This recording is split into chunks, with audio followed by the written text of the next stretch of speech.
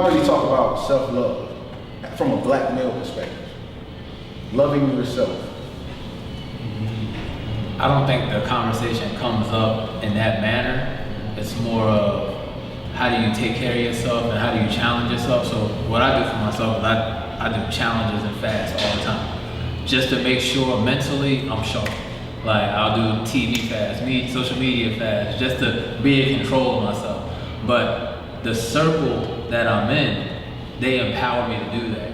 So it's like, oh, Sam might disappear, but y'all promoting it. Y'all like, yo, I know what you're doing. Like, I see your growth, I see your strength. Like, keep doing it. Like, and it's kind of like what you need from the people that's around you. You need people that's around you to kind of push you in that direction. And you know what I mean? Like the iron sharpens iron thing. Like, push me to go and excel beyond this limit that I'm at right now. You know what I mean? So I think like I said, the conversation doesn't come up enough, but it starts with you.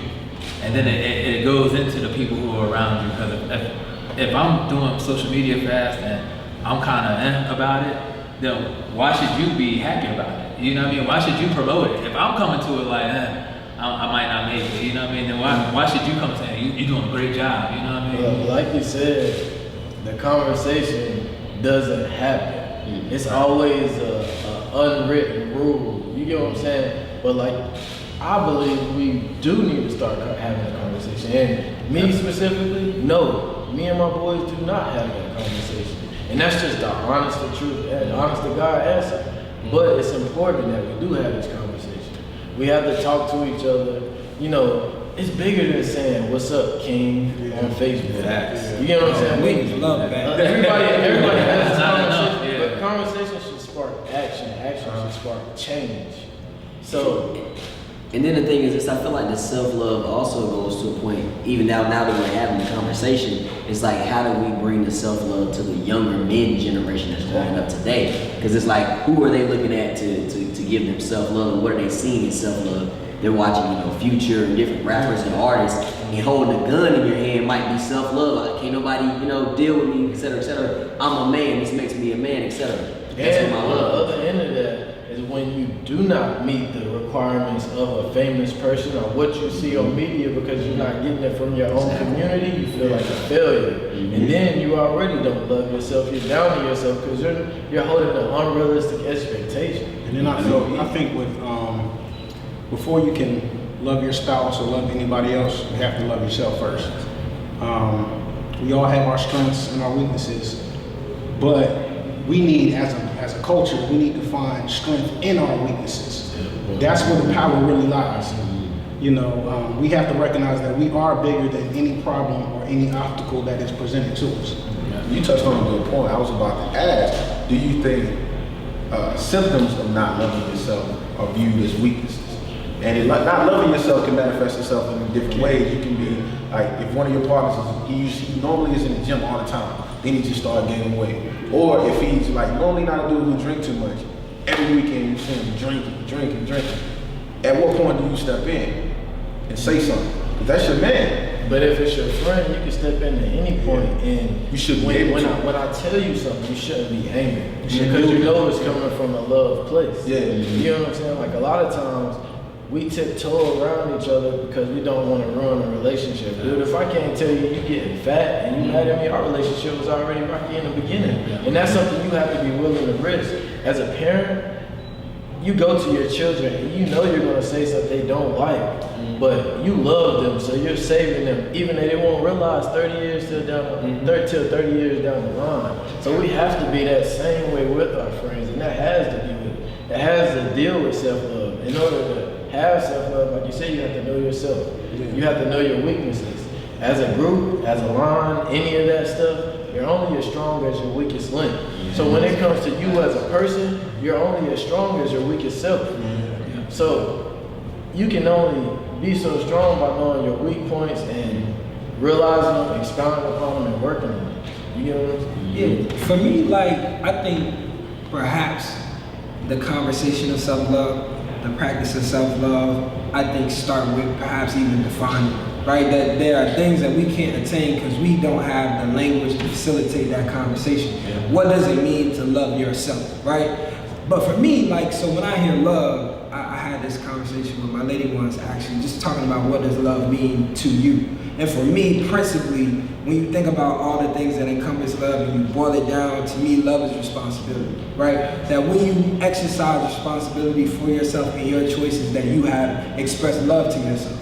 And so by proxy, like when we're having conversations with my homeboys, because we don't necessarily have that explicitly, right? Like we might talk around it, we might talk about things that fall into that category, but we don't talk about how we've expressed love to ourselves today, this month, this year, whatever the case may be, right? Ever.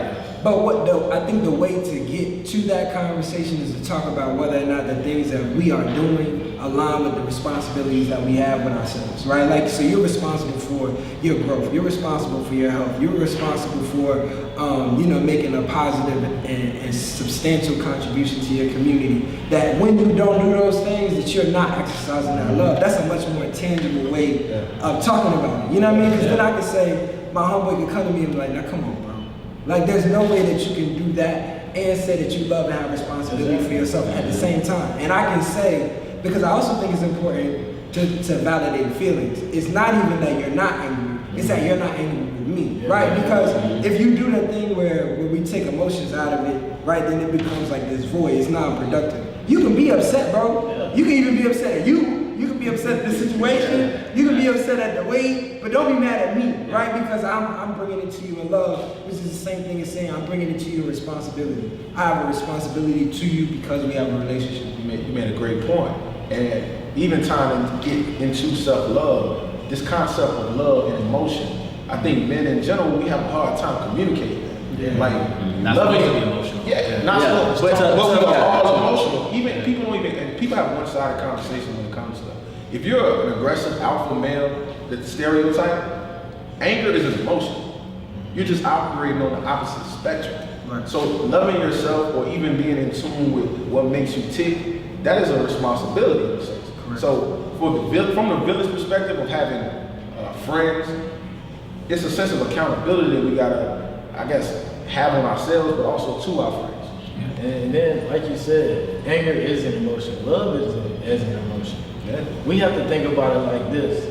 And I think this is where we mess up, because we can live our lives doing everything the right way, and then we get mad, and in a split decision we ruin our whole lives because we're mad. How does your anger motivate your emotions? And that's the thing you gotta do, because a lot of things we don't change until we get mad about it. You know what I'm saying? It takes for us to get mad, and anger is a good emotion that you need to feel sometimes. I think to expand the thought, you gotta look at love, like what comes with love, right? You gotta put the work in. With everything you love, you put work in. So like, you gotta put the work into yourself. And that's what I try to do, like when I'm doing the fast. It's like, all right, I'm taking a break from this to work on this. You know what I mean? And at the end of the fast, I feel better about that area. But you have to put the work in to figure out what areas you need help in. You know what I mean? If you need to work on finances, then you need to put the work in on your finances. You know, so it's like find things about yourself and put the work into it. And sometimes you gotta love yourself enough to save yourself from yourself. I mean, I just think that in order to wrap that up, so for us though, perhaps what's most important is that we be able to facilitate that conversation with ourselves, and then by extension to be able to do that at least in your circle, right? If everybody does it in your circle, everybody's covered, right? So it's just about having enough, I think, transparency and maybe vulnerability to say to your mans, look, this is why we're having this conversation. I've noticed this thing, that either you're doing not so good or that you're doing well. I like the way that you do X, Y, and Z, right? I wish that I aspire to do that kind of thing. Or when you do this, I don't think that you're exercising love and responsibility to yourself. And the better we get at that,